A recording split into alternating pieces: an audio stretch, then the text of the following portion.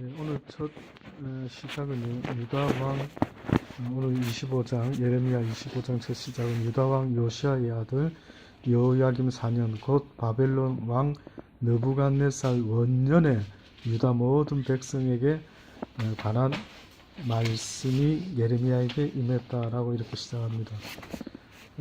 잠깐 이 예레미야 지금 방금 서론을 이해하기 위해서요. 몇 가지 연대를 알아둘 필요가 있습니다. 연대를. 첫째는 바벨론 왕 느부갓네살 방금 원년이라 했는데 이 원년은 주전 605년 정도를 이야기하는 것 같아요. 주전 605년. 그 다음에 여호야긴 왕이요. 1차로 바벨론에 포로로 끌려갔던 때가 주전 597년쯤입니다. 그리고 세 번째 한 가지 연대를 또 한번 기억해 두면 좋은 게 시드기야 때에 바벨론에 의해 유다가 완전히 멸망했던 해가 주전 587년 때쯤이었습니다.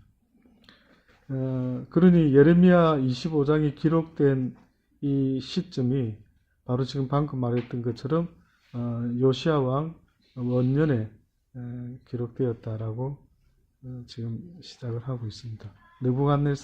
바벨론 왕 느부갓네살 원년에 유다 모든 백성에 관한 말씀이 예레미야에게 임했다라고 시작이 됩니다. 또 조금 자세히 다시 한번 시간적인 걸 한번 생각해 보면요. 예레미야가 주전 627년 방금 느부갓네살 원년은 605년이라 했죠. 예레미야 선지자는 주전 627년에 19살 나이로요. 부름을 받습니다. 19살 나이로. 그래서 587년, 주전 587년에 멸망할 때까지, 유다가 멸망할 때까지 약 40년을 토탈 예언을 했습니다. 40년 정도를. 근데 이제, 예레미야 3장에 봤을 때, 여기 유다왕 아몬의 아들 요시야의 13년부터 오늘까지 24년 동안 여호와의 말씀이 내게 임하기로 이야기가 있죠. 아마 주전 627년에 소명을 받았으니까 한 605년까지 현재 예언하고 있던 시점에서 아마 예레미야가 지금 이런 이야기를 이제 하고 있습니다. 오늘 예레미야 예언의 어떤 포커스는요, 바벨론에 잡혀가게 되는데, 무조건 잡혀가 있겠다, 이렇게 말한 게 아니고요, 날짜를 정했어요.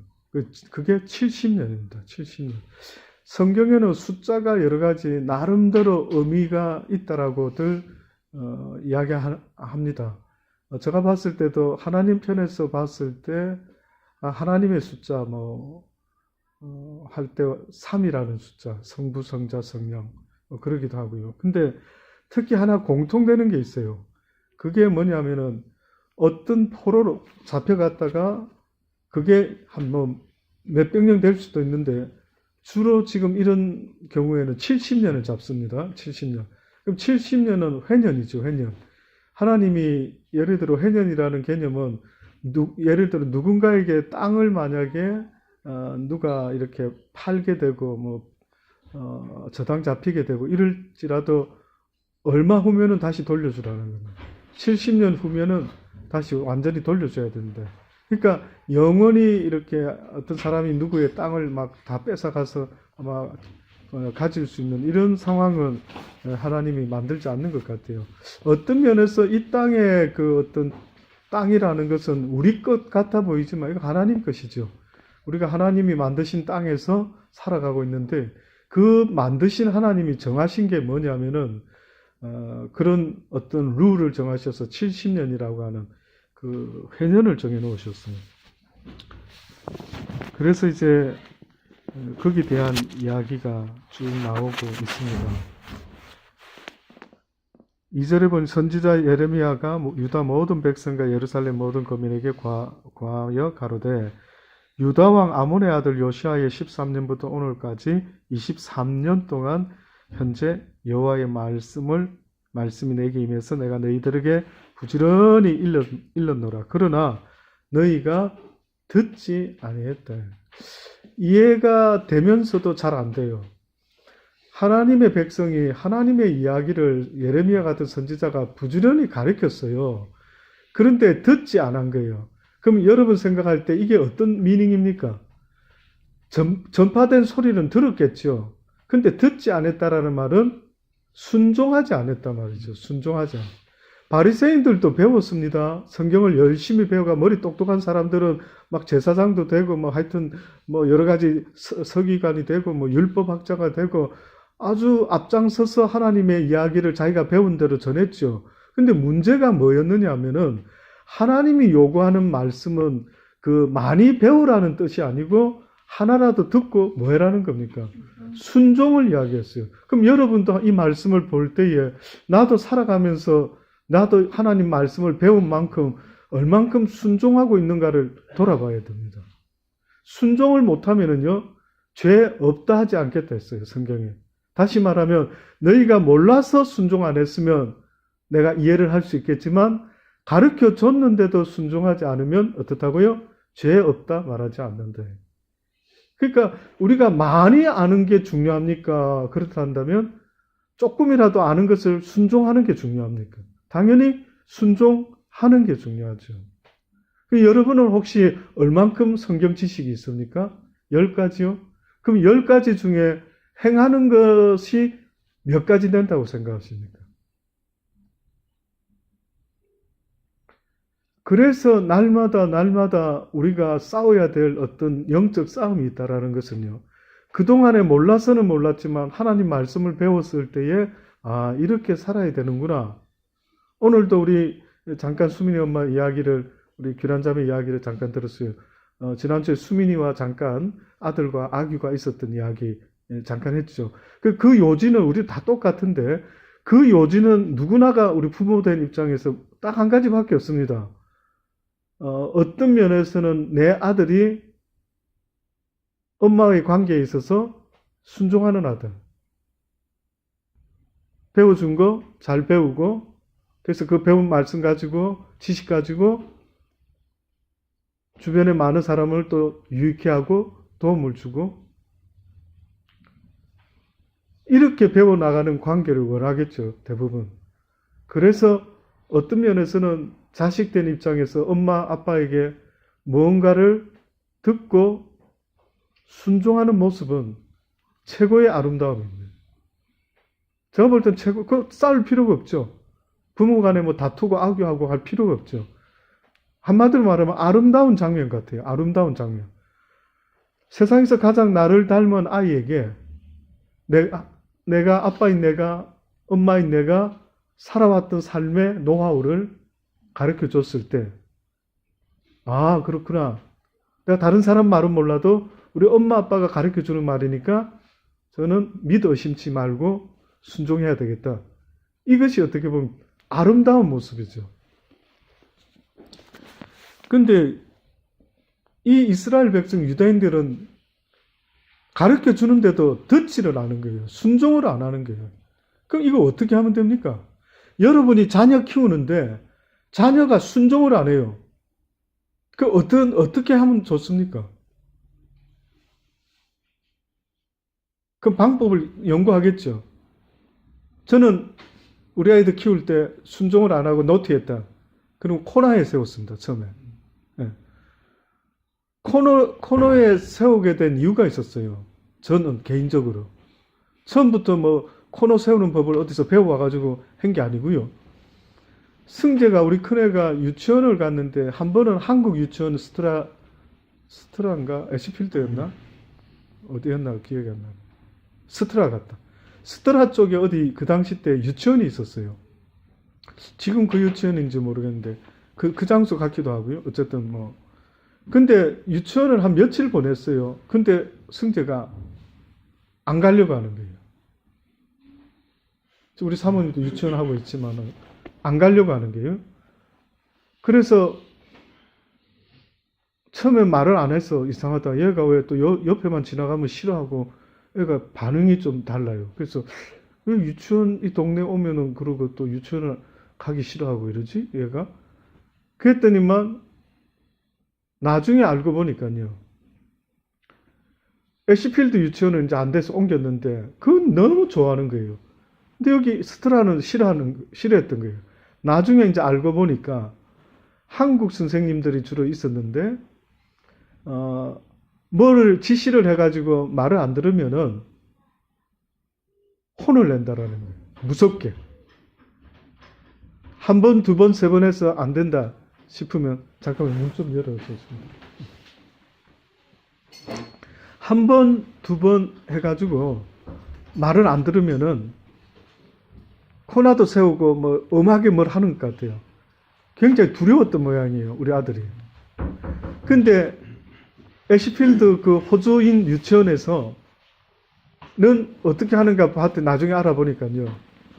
이 아이가 순종해 줄 때까지 선생님들이 인내심을 가지고 계속해서 권면한다라는 거예요.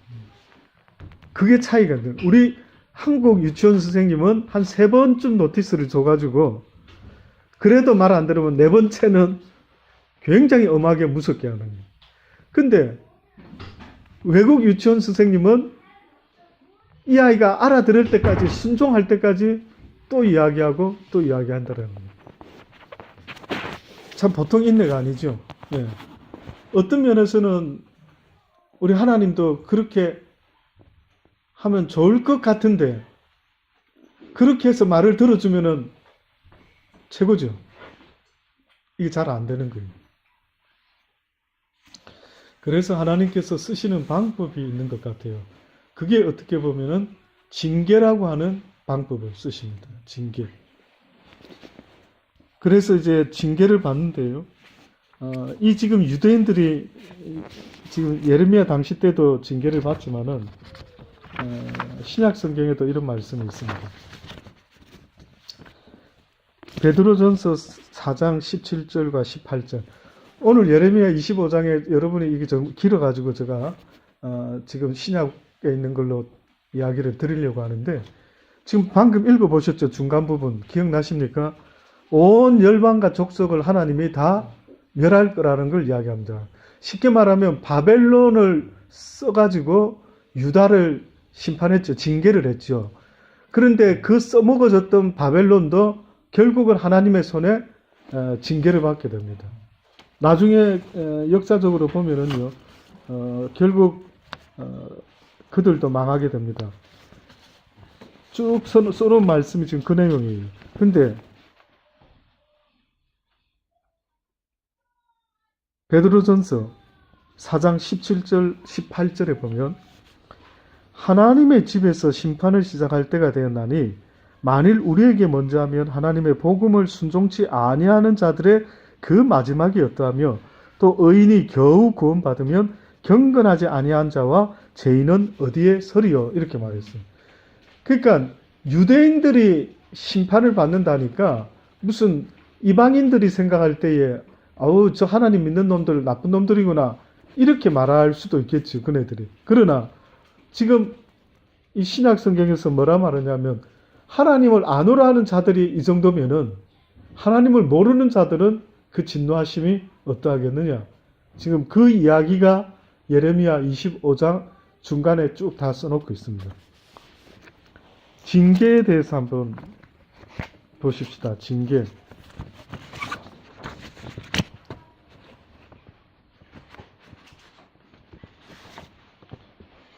성경에 보면은 이 징계라는 말들이 많이 나옵니다. 그죠? 징계. 원어가 파이더이라 데이라라는 원어의 뜻이 있는데 한마디로 말하면 이 징계의 뜻은 사람 만들다라는 의미가 있어요. 왜 징계를 하십니까, 하나님? 왜 그렇게 야단치십니까? 라고 할 때 그것은 사람을 만든다라는 의미가 있는 거예요. 우리가 자녀들을 징계한다 할 때도 마찬가지입니다. 그래서 이방인들은 하나님의 징계를 이해 못할 수도 있겠지만 이스라엘 백성은 이해해야 되고 우리는 이해를 해야 되는데 그 징계에 대한 대표적인 내용이 있어요. 그게 히브리서 12장 5절부터 11절에 있는 말씀입니다. 여기 이런 말씀을 하나님 하셔요. 또 아들들에게 권하는 것 같이 너희에게 권면하신 말씀도 있었도다. 일렀으되 내 아들아 주의 징계하심을 경히 여기지 말며 그에게 꾸지람을 받을 때에 낙심하지 말라. 주께서 그 사랑하시는 자를 징계하시고 그가 받아들이시는 아들마다 채찍질 하심이라 하였으니 너희가 참음은 징계를 받기 위함이다. 참아라는 거죠. 예. 징계를 받을 때 있어야 되는 것은 회개하고 참는 겁니다. 하나님의 아들과 같이 너희를 대우하시나니 어찌 아버지가 징계하지 않는 아들이 있으리요. 징계는 다 받는 것이거늘 너희에게 없으면 사생자여 친아들이 아니라. 내 친아들이기 때문에 징계를 하는 거예요. 아까 전에 이야기하셨죠, 우리 귀란자매는. 다른 집 애 같으면 신경도 안 쓴다. 제가 그 말 듣고 안 그래도 오늘 이야기하려고 했는데 너무나 좋은 예로 이야기를 해주셔가지고 내 아이기 때문에 뭐 조금 하나라도 탁 거슬리면은 지적을 하고 징계를 한다. 왜? 잘하는 것도 있죠. 그러면 잘하는 거 있으니까 징계를 넘어가도 된다. 그게 아니에요. 그럼 계속 징계하는 이유가 뭐냐면 내 아들이 온전해질 때까지 어떻게 보면 모든 이들에게 칭찬받고 사랑받을 만한 그런 좋은 아들이 되기를 원하는 부모의 간절한 마음이 있죠. 그래서 옆집 애가 뭘 하면 별로 신경 안 쓰는데 내 아이가 어떤 문제가 보일 때는 따끔하게 이야기를 하는 게 그 부모다 이거죠. 그래서 지금 이 이야기를 하시면서 육신의 아버지가 우리를 징계하여도 공경하거늘 하물며 모든 영의 아버지께 더 복종하며 살려 하지 않겠느냐. 징계를 받으면 깨닫고 순종함으로 복종에 이르러야 되는데 그렇지 않다라는 거예요. 그들은 잠시 자기의 뜻대로 우리를 징계하였거니와 육신의 아버지는 자기의 뜻대로 징계를 한다라는 거예요. 육신의 아버지가 자식을 위해서 징계하는 것 같아 보이지만 어떤 면에서는 자기의 뜻대로 한다라는 것은요. 자신을 위해서인 거예요. 아버지가. 많은 부모들이 자식을 위한다 하지만 그 묘한 그 사이에 이게 있어요. 저놈이 아주 어디 나가서 창피한 짓을 하면 나한테 영향이 있는 거예요. 그러니까 자식을 위해서 야단을 치는 게 아니고 어떤 면에서는 세상의 육신의 부모는 자기의 뜻대로 자식을 야단칠 수가 있대. 그런 거 있으십니까? 그런 거 같습니까? 그런 뉘앙스가 있죠. 저도 우리 승재 민재를 처음에 매를 많이 들었을 때 굉장히 다분히 그 당시 때 젊은 아빠였을 때는 나를 위해서 한 것 같아요. 이놈들이 어디 가서 저 목사 아들이 왜 저 모양이야? 너무 부끄러울 것 같더니. 그러니까 저도 모르게 굉장히 열정적으로 혼을 냈는데 그 혼을 내는 그 마음 속에 자식을 위하는 마음보다도 어떻게 보면 내 뜻대로 야단을 치지 않았는가 이런 마음이 들더라고요. 사랑하는 여러분, 여러분의 자녀를 키우실 때에 항상 기억하십시오. 내 자녀를 위해서 키운다라는 게 어떤 의미가 있는가. 하나님이 너의 자녀가 아니라 내가 너에게 맡긴 내 자녀고 너도 내 자녀라. 그러니 너 뜻대로 자녀를 가르치지 말고 나 여호와의 뜻대로 가르쳐야 된다는 걸 말하는 거예요.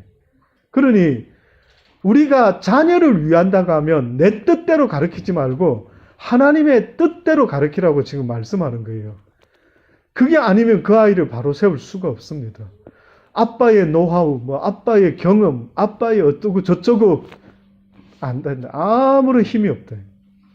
오직 우리 자녀를 가르칠 때에 성경에 뭐라고 했느냐 알려줄 필요가 있어요. 그래서 저는 우리 아이들하고 대화할 때 이제 크면서요. 물론 아까 전에 잠깐 이야기 나눌 때 저도 우리 정재가 예를 들어 뭐 영어 때문에 아빠는 여기 오래 살았는데 왜 자기보다 영어를 못하느냐 뭐 이럴 때에 너는 그러면 한국말 잘하냐 이렇게 이야기를 하지만은요. 제가 궁극적으로 우리 애들을 붙잡고 좀 길게 이야기를 하게 될 때에는 성경을 써먹습니다. 그게 어떻게 보면 노하우지요.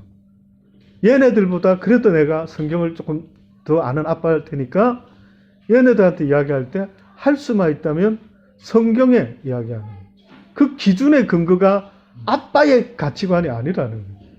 내가 지금 아빠가 너한테 이야기하는 것은 아빠의 뜻에 어긋나서 지금 이야기하는 거 아니야. 지금 아빠가 보는 기준은 이건 하나님이 싫어하시는 것 같은데 성경에 이야기하고 계시는데 이런 기준이 잡혀주면 좋겠다라는 거죠.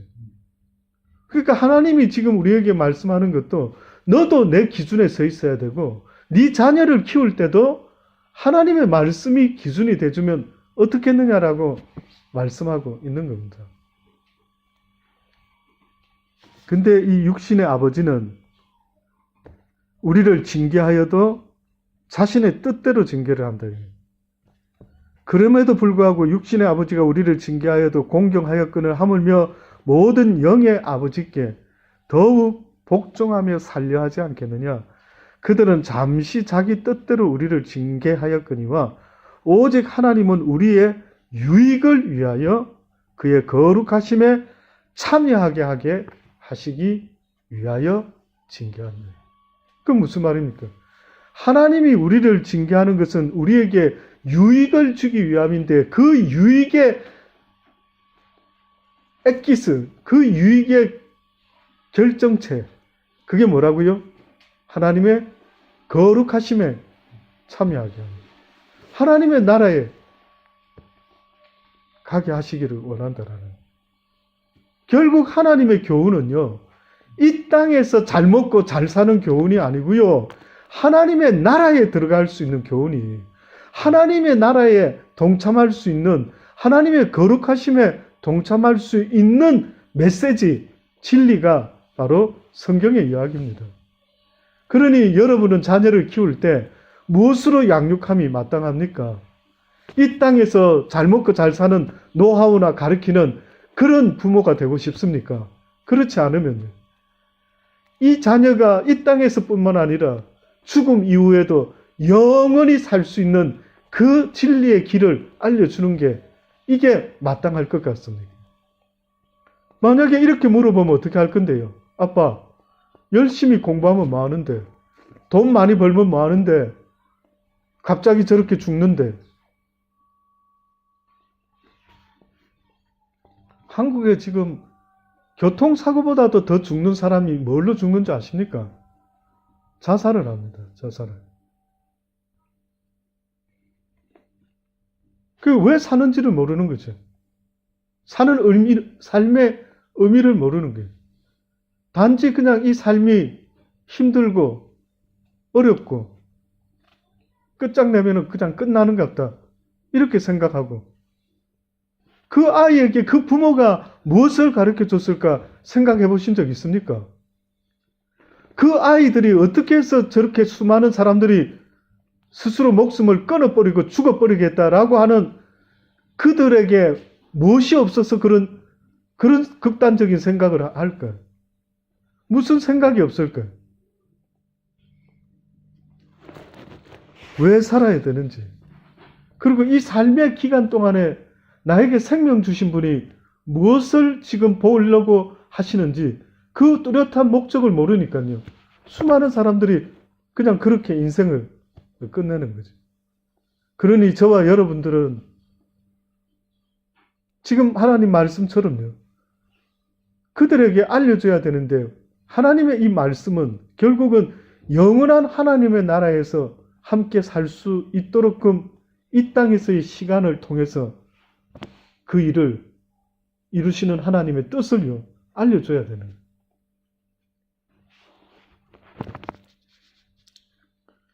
무릇 징계가 당시에는 즐거워 보이지 않는데 이 땅에서 여러 가지 하나님 말씀을 알면서도 또 그러지 못했을 때 또 혼이 나고, 징계가 없습니까, 여러분은? 혹시 여러분, 이스라엘 백성들은 잘못했다고, 우상 숭배했다고 징계를 받아요. 그렇죠? 그것도 아주 대놓고 징계를 받습니다. 전쟁이 일어나서 막 다 잡혀가고 죽고. 그럼 제가 한번 여쭤볼게요. 여러분과 저는 징계 안 받습니까? 또 징계 받을 일도 없습니까? 어떤 것 같아요? 목사님, 저는 하나님 은혜로 징계를 한 번도 안 받았습니다. 하나님의 은혜로요. 사생자가 아니라면 어느 자식이든 징계한다 했거든요. 그리고 이 땅에 육을 입고 살아가는 사람 중에 의인은 없나니 하나도 없다라는 말은 곧 누구든 늘 지적당하고 징계받을 확률이 굉장히 높다라는 걸 말하고 있는 거 아닙니까? 그런데 저는 뭐 40평생, 50평생, 뭐 30평생 징계가 없었네요.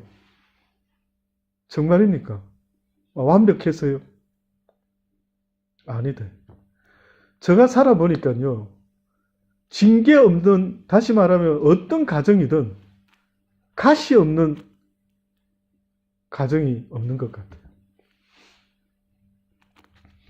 누가 봐도 저 집은 행복하겠지라고 하지만 여러분, 이상하게 대화해보면요, 뭔가 하나씩 힘든 게 있어요. 남편이 갑자기 어느 순간부터 남편이 아내를 힘들게 하고, 갑자기 어느 날 아내가 남편을 힘들게 하고요. 갑자기 어느 날 자식이 엄마를 힘들게 하고 아빠를 힘들게 하고, 갑자기 직장 동료가 힘들게 하고, 사업이 갑자기 어려워지고, 갑자기 육신의 병이 생기고. 성경은 두 종류가 있어요. 징계가 있고 연단이 있습니다. 징계와 연단은 차이가 있어요. 징계는 나쁜 일을 했을 때에 하나님이 내리는 어려움이고요.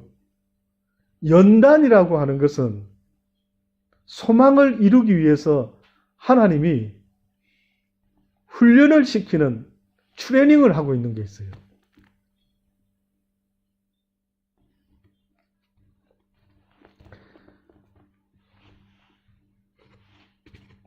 여러 가지 경우들이 있습니다. 하나님이 연단하는 방법은 여러 가지가 있습니다. 그 중에 육신을 칠 수도 있고요. 사업이 어떻게 될 수도 있고요. 얼핏 보면 징계와 비슷해 보이지만 그게 다른 게 있습니다. 그래서 우리가 함부로 말 못하는 것이, 제가 이거는 조금 어떤 누군가의 개인의 경험 이야기였어요. 어떤 사람을 골드코스트에서 한번 만나본 적이 있었는데, 이 사람이 쉽게 말하면 하나님을 어떻게 알았나 보니까 하나님 직접 찾아왔대요. 그래가지고 자기가 하나님을 알게 되고 성경 이야기를 배우게 됐다. 완전 구약시대에 있을 법한 그런 직접적인 간섭을 받았다라는 겁니다. 근데 이 사람이 어느 시점에 그런 일이 있었던 거는, 이 사람이 보니까 이 영이 굉장히 무당의 영이 있는 건지 막 귀신을 보고 이래요. 그래가지고 이제 하나님의 영을 만나서 어쩌고저쩌고 했다. 이제 뭐 이런 이야기를 합니다. 이제 이 사람하고 한번 좀 이런저런 이야기를 해보니까 이런 이야기를 하더라고요. 자기가 사람들을 귀신같이 본대요. 딱 보면은 쪽집게 같이, 자기는 교회 전도를 하기 위해서 만약에 이용호 목사님하고 자기가 제가 처음에 도와준대요. 나를 시드니 있다 왔다 하니까, 그럼 골코에서, 자기도 뉴질랜드에서 왔는데 골코에서 이렇게 같이 교회를 세우면 자기가 사람들 막 낚는 거는 막 귀신같이 할 자신이 있대요.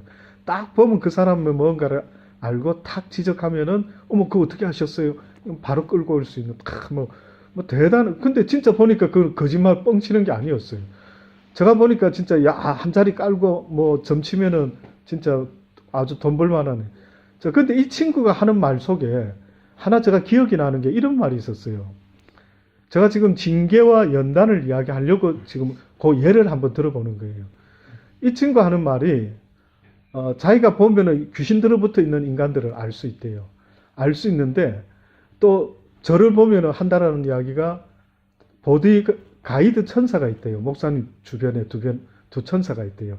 그 목사님 뒤쪽에 이렇게 환한 빛이 보이는데 아십니까? 뭐 이런 이야기를. 물론 옛날에 저희 집에도 그 우리 가정에 막 하나님 간섭하셨을 때 이제 저도 그런 그 민재를 통해서 하나님이 뭔가를 하신 일이 있었어요. 그래서 와, 세상에 별 희한한 일이 다 있을 수 있구나. 진짜 이거 하나님 살아계시는갑다. 뭐 이런 경험도 해봤는데, 근데 그 양반이 그 소리를 똑같이 하는 거예요. 근데 그분이 했던 말 중에 이런 말이 있었어요. 뭐냐면은 어떤 사람은 하나님이 트레이닝을 시키는데 그 사람에 대해서는 점괘를 볼 수가 없대요. 그 특이한 말을 하죠. 그 사람에 대해서는 아무것도 안 보인대요. 어떤 진행형에 있는 사람은, 지금 하나님이 손대고 있는 사람은 희한하게 이 사람이 사단이 주관하는지 천사가 뭐 돕고 있는지 뭔가가 보이지가 않는다. 그런 희한한 이제 이야기도 한번 들었던 적이 있어요. 그래서 참 알기는 어렵다 이거예요. 제가 봤을 때 이 사람이 징계받고 있는지 하나님이 트레이닝을 연단을 시키고 계시는지 그건 알 길이 없어요. 그러나 그 사람은 알아요. 그 사람은 자기를 돌아봐서 아, 내가 이거 잘못된 것이 없구나 이렇게 판단이 든다면은 인내가 필요한 거죠. 예를 들어 욥입니다. 욥이 동방에 뭐였습니까? 누구였습니까? 의인이었어요. 근데 그에게 무슨 일이 벌어졌습니까? 어마어마한 고통이 따랐어요. 어마어마한 고통이 따라왔어요. 자식이 죽고 막 몸에 악창이 도지고 뭐 이루 말할 수 없는, 아마 우리 같으면 살 소망이 없이 아예 그냥 죽어버리고 싶은 이런 일이 벌어졌어요. 근데 욥은 인내를 했죠. 내가 뭘 잘못했는지 알고 싶었던 거예요. 자기가 뭔가 잘못했으면 회개를 했겠지만 도무지 기억이 안 나는 거예요. 근데 나중에 그가 그 율법주의자적인 욥이 나중에 고백하는 말이 있었어요. 그게 뭐였느냐면 주신 이도 여호와시요 거두어 가실 이도 여호와시다. 무슨 말이냐면요. 율법 위에 계신 이가 하나님이라 이 말입니다. 율법을 가지고 사는 사람들은 이렇게 말할 수 있어요. 내가 뭐 잘못했습니까? 한마디로 말하면 율법을 내가 지키고 살아왔는데 율법대로 살아왔는데 왜 내가 살면서 이런 고통을 당합니까? 말할 수 있죠. 그 근거를. 내가 뭘 못했죠? 예배 주일날 다 지켰고 기도 생활하고 11조하고 뭐 구제하고 감사하고 내가 뭘 못했습니까? 이렇게 말해요. 근데 그거 한 가지 아셔야 되는 게 그런 기준을 어디서 만들었는가 보니까 율법에서 나온 거예요. 율법. 욥뿐만 아니라 성경에 보면은 누가 또 있느냐 하면은 누구죠? 요셉이 있어요. 요셉이 뭐라고 말하니까 내가 하나님 앞에서 어찌 득지하리요? 아시겠습니까?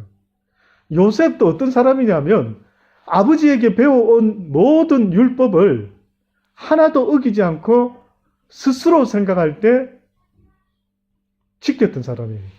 그래서 그는 소신 있게 말했어요. 내가 어떻게 하나님 앞에서 득죄하리요? 나 득죄할 수 없어. 네가 암만 나를 유혹해도 나 넘어갈 수 없어.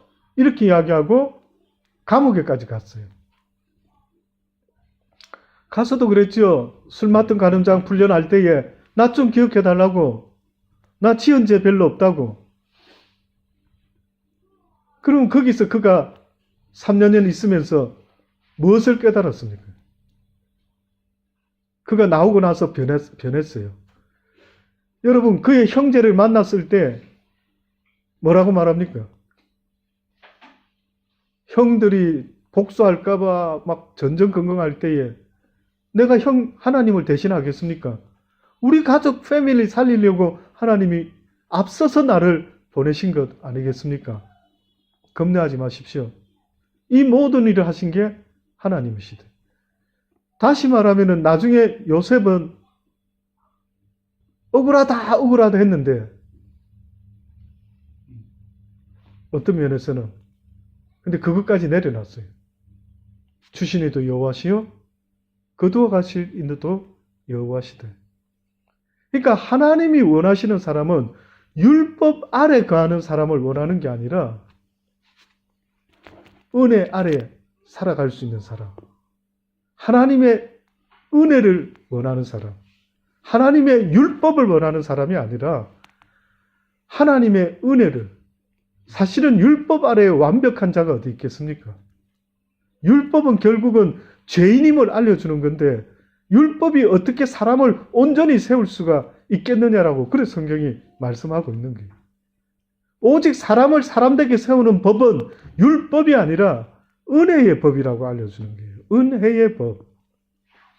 우리가 자녀들을 키울 때에 율법으로 강한 룰을 가지고 키워서 바르게 키울 것 같죠? 아니에요. 우리가 자녀를 제대로 키울 수 있는 법이 있다면 그것은 은혜의 법으로 키운다. 용서의 법으로 키우는 거예요. 긍휼의 법으로 키우는 거죠. 율법으로 자녀를 키우는 거 아닙니다. 그래서 성경에는 누누이 말하는 것이 누군가가 잘못하고 실수했으면 판단하고 정죄하고 심판하지를 말아라는 거예요. 그러면 너도 언젠가 그 법에 걸려든다라는 거예요. 너도 완벽하지 못하다고 말하는 거예요. 여러분이 누군가를 지적하고 판단하고 하려면은 여러분은 그러면 안 되는 거예요. 그렇게 말할 수 있는 자격이 나에게는 없다라고 성경이 가르쳐 주는 거예요. 오직 그럴 수 있는 분은 하나님 한 분밖에 없다라는 거예요. 저도 옛날에는 못 모르고 어느 목사 어떤 사람 누구 막 성경 가지고 저거 저런 거 아닌데 저 말씀 저 많이 했죠. 아니라 하시는 거예요.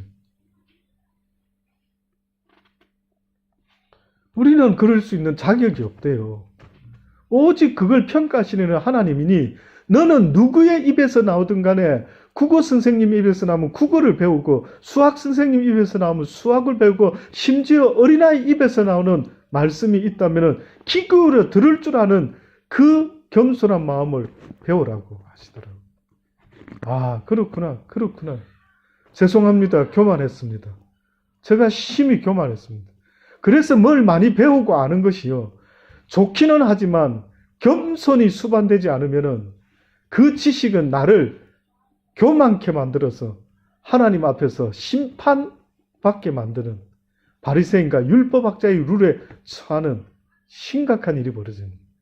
그래서 많이 배우는 것보다 스승 되려고 하지 말고 오직 이 세상에서 너희가 스승이라고 부를 자는 오직 예수 그리스도 한 분밖에 없으니 너희 모두는 제자가 되라는 거예요. 배우라는 거예요. 배우고 순종해서 따라오라는 거죠. 이걸 잠시라도 잃어버리면 여러분은 많은 사람을 주님 앞에 인도하는 역할을 했을는지 모르지만 나는 떨어지고 마는 거예요. 그 바보지 바보. 스튜피시드. 하나님 많이 안다라고 막 열심히 평생을 목회하고 막 평생을 하나님 이야기했는데 자기는 하나님께 하늘 나라에 가지도 못하고 바깥 어두운 데 내쫓기고 수많은 사람. 그래서 바울이 뭐랍니까? 나는 날마다 나를 쳐서 복종시킨다라는 건 뭡니까? 나를 사랑하는 것, 나를 높이는 것, 교만한 내 모습을 날마다 쳐서 겸손한 자의 모습으로 만들어내겠다라고 그렇게 이야기를 하고 있는 겁니다. 결론적으로요.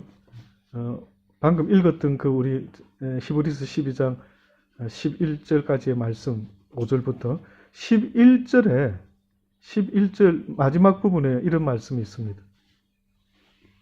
무릇 징계가 당시에는 즐거워 보이지 않고 슬퍼 보이나 후에 그로 말미암아 연단받은 자들은 의와 평강의 열매를 맺는데 결국 징계도 어떻게 보면은 일종의 하나님의 큰 섭리 속에 보면은 그 징계 속에도 하나의 연단이라고 볼 수도 있습니다. 그래서 이 연단받은 자들은 의와 평강의 열매를 맺는데 다시 한번요. 연단을 잘 받은 사람, 또 징계를 받더라도 이 징계를 징계로 끝내지 않고 연단으로 승화해서 인내하고 회개하고 참고 주를 다시 찾고 할 때에 이렇게 연단 받은 자들은 의와 평강의 열매를 맺는데, 성경에는 먼저 그의 나라와 그의 의를 구하라 이렇게 이야기를 했죠. 연단 받은 자가 의와 평강의 열매를 맺는다는 거예요. 의라는 것은 뭐냐면은 여러분 아시는 것처럼 righteousness, 의로운 자, 의인. 하나님의 나라에 들어가려면은 죄인으로 들어가는 겁니까? 의인이라고 죄를 용서받은 의인이 들어가는 겁니다. 의인이 들어가는 거죠. 의인이라 칭함을 받는 자들이 하나님의 나라에 들어가게 돼 있죠. 그 열매를 맺는다라는 거예요. 그리고 평강의 열매를 맺는다. 결국은 이 이야기는 하늘나라의 소망을 얻게 된대. 이 땅에서부터 천국의 삶을 살게 될 것이다는. 죽어서 가는 천국을 말한 적 한 번도 없어요, 성경에. 성경에는 이 땅에서부터 천국을 이루어라고 말씀해요. 죽어 보니까 천국 왔네요. 죽어 보니까 지옥에 왔네요. 라고 하면 안 돼요, 여러분. too late이다, 이게. 잘 생각해 보셔요. 분명히 성경은 우리에게 이 땅에서부터 그 평강과 천국의 삶을 시작되어야만이 죽어서도 하늘나라에까지 이어진다라고 해요. 여기서는 긴가민가 하고 살다가 죽어보니까 어머 내가 왜 천국에 안 왔지? too late이다. 그럼 그걸 어떻게 아느냐? 내 심령의 의와 평강, 먼저 그 나라와 그 의가 이루어져야 된다. 그래서 그것이 이루어진 자의 삶을 성경을 간단하게 말을 해놨어요. 그게 뭡니까? 오리를 가자면 십리를 가고, 겉옷 달라면 속옷도 주고, 한쪽 뺨 맞으면 또 다른 뺨도 돌려대고, 내 이웃을 내 몸같이 사랑하는 삶을 살아가는 그들이 바로 이 땅에서부터 천국을 이루고 살아가는 삶이다라고 말씀하고 있는 겁니다. 아무쪼록 사랑하는 여러분, 기왕 예수 믿을 바에는 하늘나라까지 꼬ring해야 됩니다. 기왕 예수 믿는 것 같으면은 어차피 이 땅에서도 별 것 없이 살았는데 죽어서 바깥 어두운 데 내쫓기면 억울하지 않습니까? 저는 그건 진짜 억울할 것 같아요. 아무쪼록 살아있는 날 동안에 하나님이 주신 이 기간 동안 그 나라와 그 의를 구하며 그것이 이루어진 천국의 삶을 살아가는 저와 여러분 되기를 간절히 주의 이름으로 축원합니다.